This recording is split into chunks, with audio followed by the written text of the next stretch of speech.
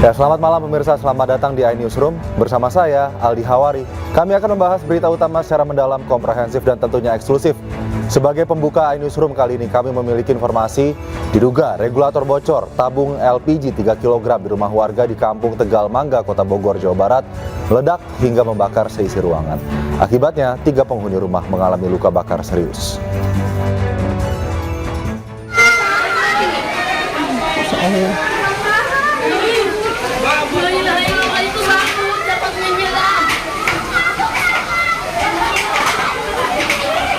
Inilah video amatir kepanikan warga saat melihat kobaran api membakar sebuah rumah di Kampung Tegal Mangga, Kelurahan Tegalega, Kota Bogor, Jawa Barat, Kamis pagi. Api diduga berasal dari ledakan tabung gas melon 3 kg hingga memporak-porandakan seisi ruangan kamar dan atap rumah.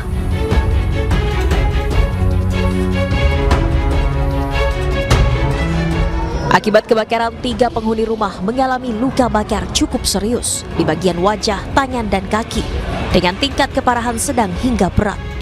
Ketiga korban kini mendapatkan penanganan intensif di Rumah Sakit PMI Bogor. Akan menyalakan kompor untuk memasak. Mungkin mereka tidak mengetahui bahwa ada kebocoran dari tabung gas yang akan dipergunakan tersebut, sehingga ketika dia menyalakan kompor gas terjadi ledakan dan menyambar kepada tubuh korban. Kasus kebakaran akibat gas bocor ini kini ditangani Polsek Bogor Tengah dengan mengamankan barang bukti tabung gas LPG serta selang regulator. Dari Bogor, Jawa Barat, Andi Firmansyah, iNews melaporkan. Ke informasi berikutnya, pemirsa, jelang menghadapi sidang peninjauan kembali pada 24 Juli mendatang, kuasa hukum Saka Tatal terpidana bebas kasus pembunuhan Vina dan Eki telah menyiapkan ada 4 bukti baru dan juga dokumen foto yang akan dibuka pada persidangan mendatang.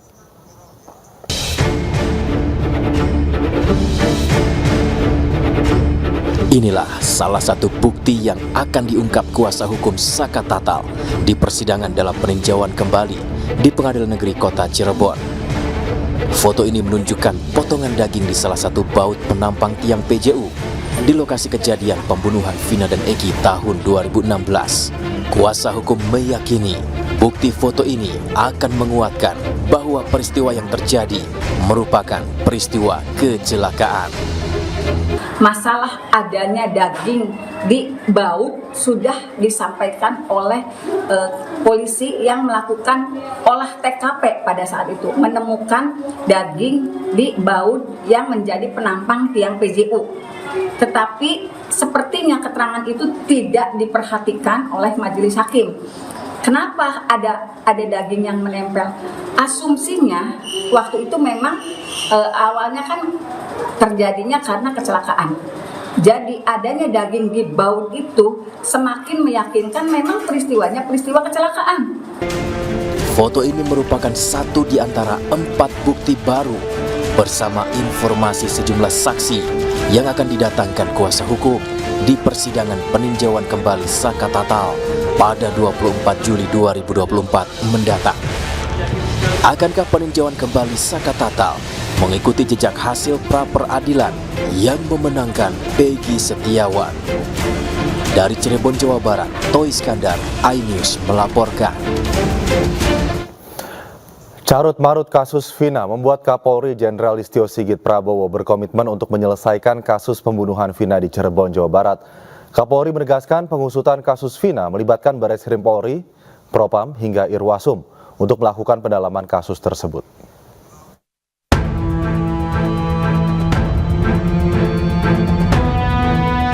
Kasus pembunuhan 2 sejoli Vina dan Eki yang terjadi 2016 silam di Cirebon, Jawa Barat hingga kini belum mendapatkan titik terang.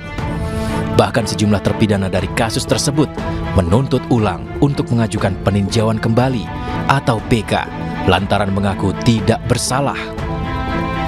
Kapolri Jenderal Polisi Listio Sigit Prabowo menegaskan pengusutan kasus pembunuhan Vina melibatkan Bareskrim Polri, Propam, hingga Irwasum Polri untuk melakukan pendalaman kasus pembunuhan Vina dan Eki.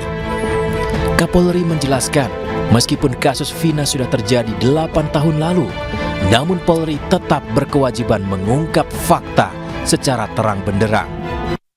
Propam kita turunkan, Irwasum kita turunkan untuk melakukan pendalaman terkait dengan peristiwa yang ada. Walaupun sudah terjadi 8 tahun yang lalu ya, 2016, namun tentunya kami memiliki kewajiban untuk melakukan pendalaman, sehingga kemudian pada saatnya setelah semuanya lengkap kita akan sampaikan kepada masyarakat secara transparan tentang fakta-fakta yang kita temukan. Sementara kuasa hukum terpidana kasus Vina, Jutek Bongso, mendapati adanya kejanggalan kasus Vina bukan hanya kesalahan anggota polisi, melainkan juga kejaksaan dan pengadilan. Ia menyebut para terpidana seluruhnya memiliki alibi yang kuat. Dan korbannya ini ada 7 orang di dalam menjadi terpidana dan masih menjalani pidana hukuman seumur hidup. Ini yang tentu menjadi miris kami. Kita harus tegakkan keadilan ini, dan kalau bukan mereka pelakunya itu. Semua ini bermula dari Pak Rudiana sendiri yang melakukan penyidikan dan penyelidikan sendiri saat itu yang menimbulkan dan berefek hukum. Jangan sampai lembaga kepolisian yang sudah begitu baik oleh karena informasi yang salah dari saksi yang kepada Rudiana dan terus dilanjutkan oleh upaya yang salah dari pribadi Rudiana sendiri sebagai anggota polisi, terseret ini lembaga, ya kan, dan berpanjang. Saya menghargai apa yang dilakukan oleh Pak Kapolri ya untuk meluruskan dan membuat terang peristiwa ini. Sedangkan pakar hukum pidana Profesor Agus Rono menilai masing-masing lembaga memiliki langkah hukum untuk menemukan titik terang dari setiap kasus. Itu kan tentu masing-masing pihak mempunyai langkah-langkah atau upaya-upaya hukum masing-masing. Kepolisian juga punya kewenangan demikian, kemudian pihak-pihak terpidana juga punya kewenangan hak untuk mengajukan peninjauan kembali dan seterusnya. Saya kira saya lebih cenderung untuk kita menghormati proses yang sedang akan berjalan, dan kemudian kita cermati bersama-sama supaya tidak menyimpang dari proses hukum acara pidana sebagaimana mestinya. Lantas, akankah Polri menepati janji untuk menangani kasus pembunuhan Vina dan Eki secara transparan dan profesional? Tim Liputan iNews melaporkan. Sementara keluarga terpidana kasus Vina didampingi tim kuasa hukum melaporkan Ibtu Rudiana ke Bareskrim Polri. Ibtu Rudiana diduga menganiaya dan mengintimidasi para terpidana agar mengaku sebagai pelaku pembunuhan.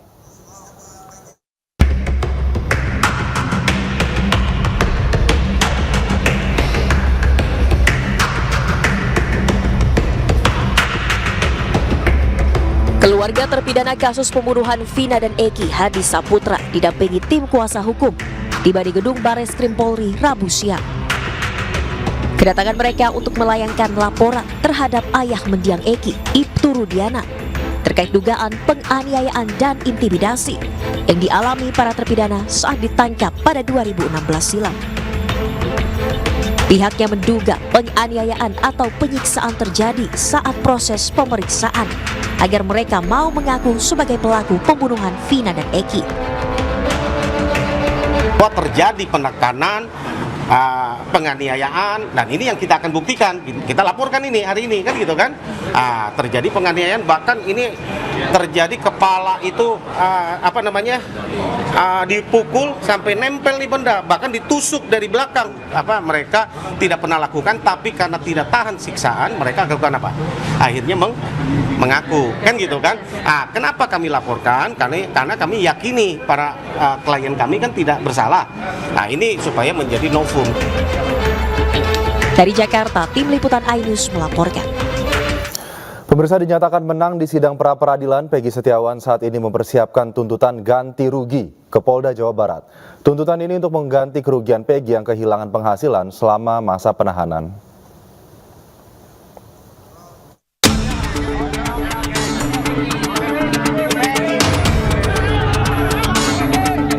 Peggy Setiawan akan memperjuangkan haknya sebagai korban salah tangkap Polda Jawa Barat dengan mengajukan ganti rugi material.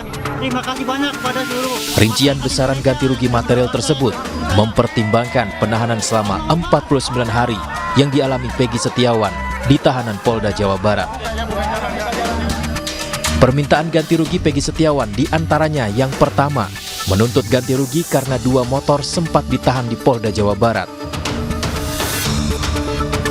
Yang kedua, dalam 3 bulan selama terlibat penanganan kasus, Peggy Setiawan yang bekerja sebagai kuli bangunan kehilangan penghasilan 5 juta rupiah per bulan.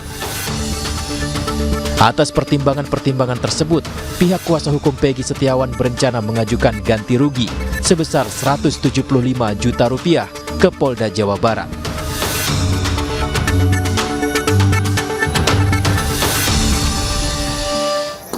Pemirsa, bukti demi bukti kembali muncul ke permukaan. Ketua Peradi Oto Hasibuan mengklaim banyak kejanggalan dalam kasus Vina. Bahkan Oto juga menyebutkan bisa saja korban tewas bukan karena pembunuhan, namun akibat kecelakaan tunggal. Kita akan membahasnya secara komprehensif usai jeda berikut. iNewsroom segera kembali. Tetap bersama kami.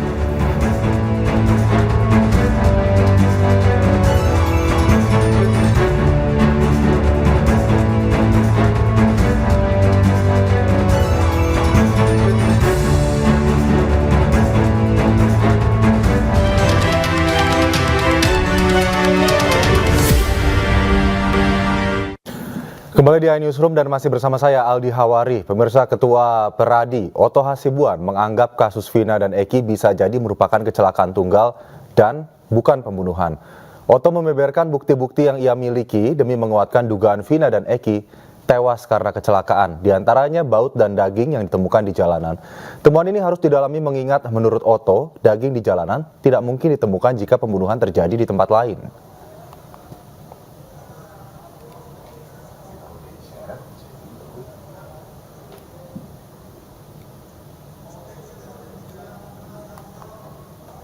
Itu adalah daging, itu berarti peristiwa kecelakaan akan mungkin terjadi di sana. Mungkin saya katakan. Ini di jembatan ya? Jembatan. Oke. Kalau mayat itu dibawa dari tempat pembunuhan, diletakkan di jembatan, maka tidak akan mungkin ada barang ini.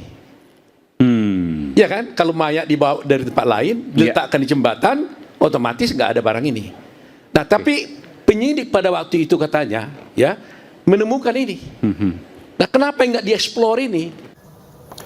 Lantas, benarkah kasus kematian Vina dan Eki bisa karena peristiwa kecelakaan dan bukan pembunuhan? Bagaimana membuktikannya? Kita akan membahasnya lebih lanjut bersama kuasa hukum terpidana kasus Vina dan Eki. Ada Mas Jutek Bongso dan juga praktisi hukum, ada Mas Pitra Romadoni yang juga telah bergabung bersama kami melalui daring atau Zoom. Selamat malam, Bapak-bapak. Selamat malam. Baik, semoga dalam keadaan baik. Saya ke Mas Jutek Bongso terlebih dahulu. Ini kuasa hukum dari 6 terpidana kasus Vina yang mendapatkan hukuman ya, mati atau seumur hidup begitu, yang saat ini sedang mengusahakan untuk novum atau peninjauan kembali kasusnya. Apa yang kemudian membuat Peradi dalam hal ini Oto Hasibuan sangat yakin begitu kalau misalkan bisa membuktikan kepada publik bahwa kecelakaan Vina Eki adalah kecelakaan tunggal? Mas Aldi, kami tidak pernah menyimpulkan bahwa itu sudah benar, kesimpulannya adalah kecelakaan tunggal ya, bahwa ini patut kita duga berdasarkan fakta, bukti ya. Kalau tidak pun kalau ini pembunuhan, silakan dicari pembunuhnya ya yang sebenarnya, tapi yang kami yakin adalah bukan oleh klien kami. Kenapa? Ketika itu datang kepada kami di Dewan Pimpinan Nasional Peradi, saya ikut dari awal, ya saya ikut dari awal bersama dengan Ketua Umum dan ditunjuk langsung untuk membuat tim. Ya kami 126 orang dan kami aktif 126 orang ini hampir tiap malam kami rapat. Ya kami rapat tiap malam, hampir tiap malam kami rapat membahas evaluasi dan sebagainya. Banyak hal kejanggalan, itu sebabnya saya sering sampaikan bahwa ini tidak ada urusan dengan lembaga kepolisian, lembaga jaksa, pengadilan, nggak ada. Ya sama sekali secara lembaga kami tidak menyasar ke sana. Ini adalah semata-mata menurut kami kesalahan informasi yang terus ditindaklanjuti oleh yang namanya waktu itu Aibtu Rudiana. Ini yang kita ingin koreksi. Tujuan kami hanya ingin klien kami hak-haknya dikembalikan kalau memang tidak bersalah. Hanya itu aja. Oke, jadi yang Kami ditujukan tidak bukan ingin lembaga orang masuk kepolisian penjara atau ataupun apa. kejaksaan, tapi lebih spesifik lagi ke Ibtu Rudiana, begitu Bang Jutek?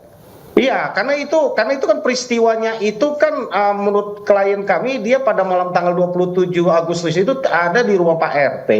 Kemudian Pak RT membantahnya bersama dengan Kavi, padahal menurut pengakuan mereka bersama-sama dengan Kavi. Maka untuk pintu masuk situ kami laporkan, kita periksa betul nggak, mana yang betul keterangan klien kami atau yang selama ini muncul sesuai dengan yang sudah inkrah. Itu satu, kami mengujinya supaya kami dapatkan novum. Terkait dengan Dede dan Aib, itu kan yang memberikan informasi kepada Aibtu Rudiana, ya kan saat itu bahwa dia melihat bahwa ada terjadi tawuran, ya kan? Nah, kami sudah mendapatkan bukti kesaksian, kami telusuri itu yang ada di lokasi saat itu. Dia mengaku di warung, pemilik warung sudah mengatakan tidak ada Dede dan Aib ada di situ pada malam itu, dan tidak benar ada terjadi kejar-kejaran motor, lalu ada warga lain, lalu asumsi-asumsi kami yang lain. Ini kan peristiwa panjang, ya kan? Pakai secara nalar kami gitu kan. Dalam ini, kalau itu benar mereka nongkrong dulu SMP 11, lalu terjadi ada timpukan batu, mereka lari dikejar sampai kepada flyover, lalu di situ berhasil dipepet, lalu terjadi pemukulan. Lalu diboyong kembali ke depan SMP 11, lalu di depannya ada tanah kosong, mereka lakukan penyiksaan, pemerkosaan di sana. Baik, Kan jadi gitu kan? jika Ini kan kemudian panjang. Maksud saya ada gini, pembunuhan, bisa memastikan tim kuasa hukum bahwa bukan 6 terpidana ini yang melakukan, karena memiliki alibi tersendiri pada tanggal tersebut begitu. Lalu kenapa kemudian Terhadap Ibtu Rudiana dari tim kuasa hukum 6 terpidana ini yang disasar, Bang? Kenapa Ibtu Rudiana menjadi sosok kunci yang paling penting menurut Anda? Ya, makanya nih saya masuk kepada yang ketiga. Kenapa kita sampai kepada terakhir kita laporkan Ibtu Rudiana dan terakhir? Kami menunggu sebenarnya keputusan atau hasil penyidikan dilakukan oleh Propam dan Irwas kemarin. Setelah diumumkan tidak ada pelanggaran etika dan juga profesi yang dilakukan dan itu sesuai prosedur, ya nggak ada jalan lain. Kami harus menggali lewat laporan polisi supaya terungkap. Kenapa ini penting? Karena kan berdasarkan informasi dari Aib dan Dede, Ibtu Rudiana yang kanit narkoba melakukan penyidikan sendiri tanpa ada surat perintah. Betul, dia orang tuanya. Seharusnya sesudah dia dapatkan informasi itu dia serahkan. Lalu yang menjadi problem adalah menurut pengakuan dari klien kami bahwa mereka ini dibawa tekanan dan disiksa atau dianiaya sehingga Tekanan terpaksa dan memberikan intimidasi. pengakuan. Oke, kan? baik. Nah, ini yang kita akan uji. Baik, gitu. Bang Jutek, jadi sedang tetap menggali fakta-fakta baru dari 6 terpidana ini agar membuktikan alibi-alibinya. Saya mau ke Bang Peter. Bang Peter, bagaimana tanggapan Anda? Ya, tinggal kita uji aja betul apa tidak keterangan klien kami. Maksud saya biar polisi lah, kan gitu kan? Ya. Gitu. Bang Peter langsung saja, silakan. Ya, jadi begini, Bung Aldi. Saya ingin luruskan dulu di dalam persoalan ini. Yang pertama, kalau memang isunya itu adalah laka lantas, saya nyatakan bahwasannya itu tidak benar. Karena Wakapolri telah menyampaikan bahwasanya dahulunya itu pengungkapan pertama itu tidak dilakukan investigation crime. Artinya scientific crime investigation ini tidak dilakukan sehingga salah penafsiran persoalan tersebut diinformasikan adalah kecelakaan lalu lintas. Sehingga karena memang kasusnya ini sudah 8 tahun, tentunya juga laporan polisi pada tanggal 31 ada jeda waktu 4 hari, tidak mungkin dilakukan mikroeviden, pengungkapan secara mikroeviden, sehingga tidak dapat diketahui terkait dengan tes DNA, tes sperma, dan lain-lain. Nah, perlu diketahui kalau itu dikategorikan kecelakaan lalu lintas, yang pertama dari keterangan saksi. Keterangan saksi adalah salah satu alat bukti yang sah berdasarkan pasal 184. Ada beberapa saksi-saksi yang menerangkan pada waktu peristiwa kejadian itu, saksi Suroto, dia melihat bahwasanya saudara almarhum Eki maupun almarhum Tina ini telah terkapar di situ dalam keadaan mukanya sudah berlumuran darah, badannya itu kaki sebelah kanannya itu ada sayatan seperti pisau dan lain-lain. Dan sepeda motornya juga saksi menerangkan tidak ada yang rusak parah, sehingga itu mustahil kalau dikategorikan sebagai kecelakaan berlintas. Nah, perlu diketahui terkait dengan Bung Jutek Bongso yang mengatakan bahwasanya informasinya bahwasanya Ibtu Rudiana sebagai penyelidik itu adalah hal yang keliru. Baik. Nah, bahwasanya status kedudukan Ibtu Rudiana ini Kanit adalah narkoba. sebagai pelapor, Pelapor. ya, sebagai pelapor, bukanlah sebagai penyidik. Nah, tanggal 31 itu sekitar pukul 18.00 WIB, ya, beliau itu mengamankan para terpidana ini untuk dibawa ke Satreskrim Polresta Cirebon. Oke, Dan di jadi situ banyak sekali ya memang ya Bang Pitra ya terkait dengan apa saja yang harus dibuktikan. Bukan hanya ada daging yang tersangkut di baut, tapi juga ada, let's say, mohon maaf, ini ada bekas, ada sperma atau air mani dari laki-laki, bekas sayatan yang juga harus dibuktikan jika kemudian para 6 terpidana ini akan mengajukan PK atau membuktikan secara atau mencari novum untuk kemudian membuktikan 6 terpidana ini tidak bersalah, begitu ya Bang Pitra? Oke. Kalau berbicara daging itu tidak bisa kita simpulkan lantas seperti itu. Itu harus ditelusuri dulu itu daging apa? Apakah itu daging kambing atau daging yang sengaja ditaruh di situ? Itu harus butuh pendalaman yang serius gitu loh. Dan perlu diketahui bahwasanya ada saksi independen di situ, bukan dari saksi kepolisian ataupun saksi dari terpidana atas nama Rana bin Miying. Dia ini adalah ojol, ya. Rana bin Miying ini berdasarkan kesaksiannya berdasarkan putusan nomor 4. Menarik sekali Bang Pitra terkait dengan apa-apa saja yang harus dibuktikan, tidak hanya bongkahan daging saja, tapi juga bukti-bukti lainnya nampaknya juga harus dibeberkan ke publik jika kemudian tim kuasa hukum dari 6 terpidana ini akan mengajukan PK atau ingin membebaskan 6 terpidana ini dari hukuman seumur hidup atau mati. Baik, nanti saya akan ke Bang Jutek untuk menjawab hal ini, namun kami harus jeda terlebih dahulu. Pemirsa, tetap bersama kami, iNewsroom segera kembali.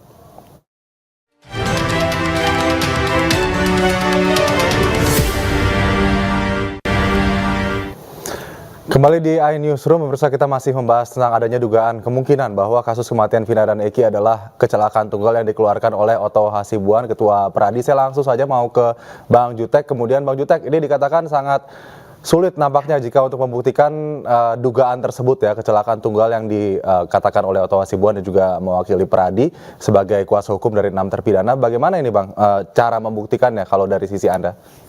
Jadi kalau dari kami kan Bang Otto mengatakan bisa dapat diduga ya, artinya belum kami mensimpulkan, ya kan. Jadi menurut kami tim, saya pun di dalam tim kami membahas pun kami ada apa namanya pemikiran sampai ke sana karena berdasarkan rangkaian cerita peristiwa yang terjadi dari fakta-fakta yang dihadirkan, ya itulah kami uji. Contoh ya. Ya, contoh misalnya apa namanya dikatakan kalau kasus pembunuhan, kejanggalannya ini kan banyak di TKP yang tadi sudah kita umumkan, yang tadi sudah kita bicarakan. Peran Ibtu Rudiana saat itu kan gitu kan. Itu peran Ibtu Rudiana pada saat itu pelapor, Pak Jutek, bukan penyidik. Bagaimana kemudian bisa mempengaruhi sebegitu besarnya? Ya itu makanya kita akan coba uji. Kan kita kan ini kan kita nggak ada semua di dalam peristiwa itu, kan kita berdasarkan pengakuan dan juga berdasarkan apa yang tertulis di dalam putusan dan juga BAP. Ini yang kita coba cari, menggali dan menempatkan, merangkai kembali kira-kira peristiwa itu kan. Kita kan hanya bisa membaca semua ini gitu kan. Tapi dari yang kami tersaji ke tim kami ya 126 orang beserta dengan Bang Otto, kami yakin gitu kan, kami yakin bahwa bukan klien kami. Kenapa? Ya bukan sekedar yakin ya, dari bukti-bukti fakta yang ada kan kami nggak mungkin sampaikan lah, kami sudah kumpulkan mungkin lebih dari ya 30-40 saksi baru yang belum pernah dihadirkan itu di persidangan. Kami dapatkan banyak foto, gambar, nah, kami dapatkan banyak rekaman, kami dapatkan banyak saksi baru. Itu nanti akan kami hadirkan pada waktunya. Oke, gitu, jadi kan? Intinya adalah bagaimana 6 terpidana ini, mau itu kecelakaan tunggal ataupun ini kasus pembunuhan dan pemerkosaan, namun menurut dari kuasa hukum 6 terpidana bahwa 6 terpidana yang saat ini mereka di tahanan memiliki alibi tersendiri yang akan dibuktikan. Begitu ya, baik. Nampaknya akan juga menjadi PR yang sangat rumit untuk dibuktikan. Saya mau ke Bang Pitra. Bang Pitra, lalu bagaimana kemudian kuasa hukum dari 6 terpidana ini bisa membuktikan bahwa novum yang diberikan ini kemudian juga bisa menang pada pengajuan PK di Mahkamah Agung begitu? Kalau pandangan saya itu sangat berat untuk dikabulkan karena yang pertama ini sudah dilakukan pemeriksaan dari tingkat pertama sampai dengan tingkat kasasi dan juga informasinya sudah dilakukan juga peninjauan kembali terkait dengan perkara tersebut. Kalau nopumnya itu laporan polisi, saya kira itu mustahil untuk dijadikan nopum. Karena kita ketahui, Bung Aldi, untuk membutuhkan suatu nopum dalam laporan polisi itu perlu proses dan waktu yang panjang. Dari tingkat penyelidikan saja sampai penyidikan itu memakan waktu 120 hari. Belum lagi nanti di tingkat penuntutan, kalaupun itu terbukti ya, di tingkat penuntutan kejaksaan saja sudah memakan waktu 60 hari dan selanjutnya pelimpahan kepada pengadilan untuk memeriksa perkara tersebut sampai dengan ingkrah, banding maupun kasasi itu kurang lebih memakan waktu 1 tahun lebih gitu loh. Apakah ini teman-teman ini harus menunggu 1 tahun lebih dulu untuk mendapatkan kepastian hukum terkait dengan laporan polisinya? Nah, kalau saya kira untuk laporan polisi itu masih sifatnya itu belum ingkrah ya, akan tetapi masih dugaan. Sah-sah saja dijadikan sebagai nopum, akan tetapi laporan polisi itu tidak bisa dijadikan bukti nopum karena statusnya itu masih tanda terima laporan gitu. Terkait dengan benar atau tidaknya itu tentunya penyelidik yang akan melakukan dan memeriksa apakah tuduhan itu benar atau tidak. Nah, bagaimana mungkin seumpamanya laporan polisi itu tidak terbukti, itu dibilang kesaksian palsu ataupun sumpah palsu, sehingga ini berpotensi juga kepada pelapor dengan tuduhan palsu, dan itu konsekuensi hukumnya diatur pada pasal 220 KUHP, 317 KUHP, 310 KUHP, dan 311 KUHP, serta junto pasal 27 ayat 3 Undang-Undang IT, artinya pencemaran nama baik dan fitnah. Ini juga harus digarisbawahi. Jangan juga kita melakukan tindakan hukum tapi berpotensi tidak baik juga kepada klien kita nantinya yang ujung-ujungnya terjerat pidana baru terkait dengan persoalan ini. Ini yang selalu kita kaji dan kita pertimbangkan. Apalagi saat ini Pak Abdul Pasren juga ya status itu klien kita ya, dan saat ini somasinya juga sudah selesai kita buat, kemungkinan besok akan kita layangkan kepada pelapor ya terkait dengan laporan polisi terhadap Abdul Pasren. Kemungkinan juga dalam waktu dekat kita akan menempuh upaya hukum terhadap pelapor ini karena sudah mencoreng dan merusak nama baik klien kami Abdul Pasren. Seperti itu Bung Aldi. Oke, langsung saya tanggapannya kalau begitu. Baik, Bang Jutek, bagaimana ini sangat sulit dibuktikan, katanya novumnya kalau misalnya hanya sekedar pelapor ataupun laporan polisi saja. Apakah kemudian komitmen dari tim kuasa hukum 6 terpidana ini akan terus bisa berlangsung sampai tadi minimal katanya 120 hari atau minimal 1 tahun lah sampai kemudian bisa membuktikan segala macam dugaan yang dikeluarkan oleh Ketua Peradi atau Hasibuan? Jadi gini Mas Aldi, ya kami ini kan sebelum melapor ini kami kan hanya berulang-ulang. Kami sudah jelaskan konsekuensinya kepada klien kami. Ini loh ya, ketika kami melaporkan, ketika kita lakukan tindakan hukum, bahwa ini ada konsekuensinya. Anda yakin betul, yakin, berani gitu kan, betul bahwa itu sungguh dialami, sehingga kurang lebih mungkin lebih dari 5 kali ya tim kami itu mendatangi dan meyakinkan hal ini kepada para klien kami. Dan berdasarkan bukti yang lain, ya kami juga yakin, kalau enggak kami juga sebagai kuasa hukum kami nggak berani dorong. Itu yang tadi saya sampaikan, bahwa kami membahas ini panjang lebar dalam ya apalagi lah kan gitu kan. Artinya ya sah-sah saja dari pihak Pak Fitra nanti ya mau lakukan apa, itu ya namanya juga upaya hukum kan. Ya, sekali lagi yang kami sampaikan bahwa niat kami hanya ingin supaya polisi melakukan pemeriksaan, penyidikan terhadap laporan kami, menindaklanjutinya. Apapun hasil penyidikannya, ya kita tunggu, kita lihat kan gitu kan. Kita gelar sama-sama. Tentu Pak Fitra mewakili kepentingan kliennya, kami mewakili kepentingan klien kami. Nanti kita masing-masing kita dampingi, masing-masing kita tempatkan persoalan ini. Nanti mudah-mudahan selesai lah kan gitu kan persoalan ini dengan sejelas-jelasnya dan seterang-terangnya, dan sehingga tidak menjadi pertanyaan di tengah masyarakat. Apakah ini pembunuhan, apakah ini kecelakaan, apakah ini 6-7 terpidana yang masih dalam ini pembunuhnya, ya kita nggak bisa simpulkan gitu kan. Kita nggak bisa simpulkan, semua ini kan kita tergantung kepada hasil apa yang dilakukan dalam penyidikan oleh pihak Mabes Polri. Itu sebabnya kami laporkan. Kami laporkan itu adalah supaya diperiksa. Karena kalau kami nggak laporkan, nanti polisi bilang kami memeriksanya gimana, kan nggak mungkin tiba-tiba kami periksa orang, kan gitu kan. Sehingga bahwa ini fakta kita bilang bukan kan harus ada fakta baru ya diuji gitu kan maksud Sudah kami. siap ya, jadi Buktinya dengan adalah kita lihat. konsekuensi hukum yang mungkin nanti akan didapatkan jika kemudian laporan dari tim Bang Pitra ini bisa dibuktikan oleh tim kuasa hukum Pitra atas Apakah betul kliennya. mereka di rumah Pak Pasren misalnya malam itu Mas Aldi kan buktikan.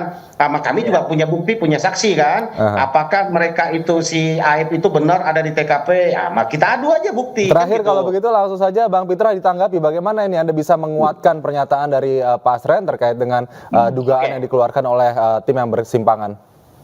Yang pertama, begini ya Bung Aldi ya, terkait dengan tuduhan yang dituduhkan oleh rekan-rekan penasihat hukum dan pelapor ini, tentu ya mereka juga kan memiliki bukti, tapi buktinya kan perlu diuji seperti itu. Akan tetapi perlu digarisbawahi ya, terkait dengan laporan yang ditujukan terhadap klien kami Abdul Pasren itu bisa kita bantah secara hukum dengan menggunakan alat bukti yang sah. Nah tentu ya terkait dengan bukti itu kami tidak mau mengumbar apapun bukti yang kami miliki karena itu sifatnya sudah masuk dalam proses hukum. Dan ya tentu kita sebagai warga negara yang baik, kalaupun umpamanya penyidik meminta klarifikasi ya kita wajib hadir dan menghormati proses hukum. Nah, terkait dengan yang dibilang itu tidak ada di rumahnya, kita Bang juga Pitra, memiliki saksi. Oke, jadi akan sekuat tenaga akan membuktikan ya dengan apa saja yang dimiliki, fakta-fakta dimiliki oleh tim dari Bang Pitra juga Abdul Pasren juga begitupun sebaliknya nampaknya Bang Jutek dan juga Pradi juga akan sekuat tenaga membela 6 terpidana agar bisa bebas dari jerat hukum yang saat ini sedang dijalani oleh ke-6 terpidana tersebut. Kita nantikan bagaimana nanti perkembangannya. Untuk sementara terima kasih Bang Pitra, Bang Jutek sudah bergabung bersama kami. Selamat malam, salam sehat. Ya, Bang Pitra, selamat malam semua. Pemirsa, 3 bulan jelang berakhirnya Kabinet Indonesia Maju, Presiden Joko Widodo melantik 3 wakil menteri baru. Informasi selengkapnya usai jeda. iNewsroom segera kembali.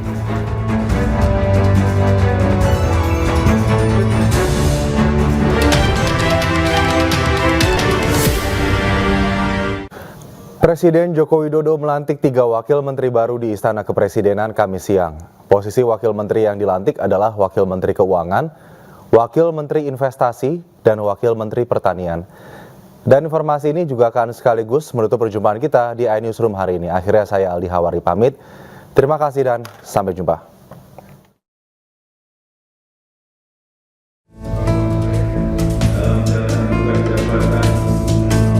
Presiden Joko Widodo melantik 3 wakil menteri baru Kabinet Indonesia Maju. Mereka adalah Thomas Jiwandono dilantik sebagai Wakil Menteri Keuangan, Sudaryono dilantik sebagai Wakil Menteri Pertanian, dan Yulio Tanjung sebagai Wakil Menteri Investasi. Usai dilantik Wakil Menteri Keuangan, Thomas Jiwandono menjelaskan ia ditugaskan untuk mengawal anggaran saat masa transisi dari Presiden Joko Widodo ke Presiden terpilih Prabowo Subianto. Peran ini adalah untuk menunjukkan kontinuitas dari Presiden Joko Widodo dan Presiden terpilih. Untuk itu saya akan bekerja erat dengan Ibu Menteri Keuangan, Ibu Sri Mulyani, dengan Wakil Menteri Keuangan 1, Pak Suhasil. Tugas saya adalah supaya semua hal yang menyangkut anggaran, terutama di 2025 itu selaras dengan apa yang sudah dicetuskan oleh pemerintah sekarang dan tentunya program-program Presiden terpilih ke depan. Sebelumnya Thomas Jiwandono merupakan bendahara umum Partai Gerindra sejak tahun 2014. Tommy, sapaan Thomas, mengisi tim gugus tugas sinkronisasi Prabowo Subianto Gibran Rakabuming Raka yang dipimpin Sufmi Dasko Ahmad menjelang pergantian pemerintahan Jokowi.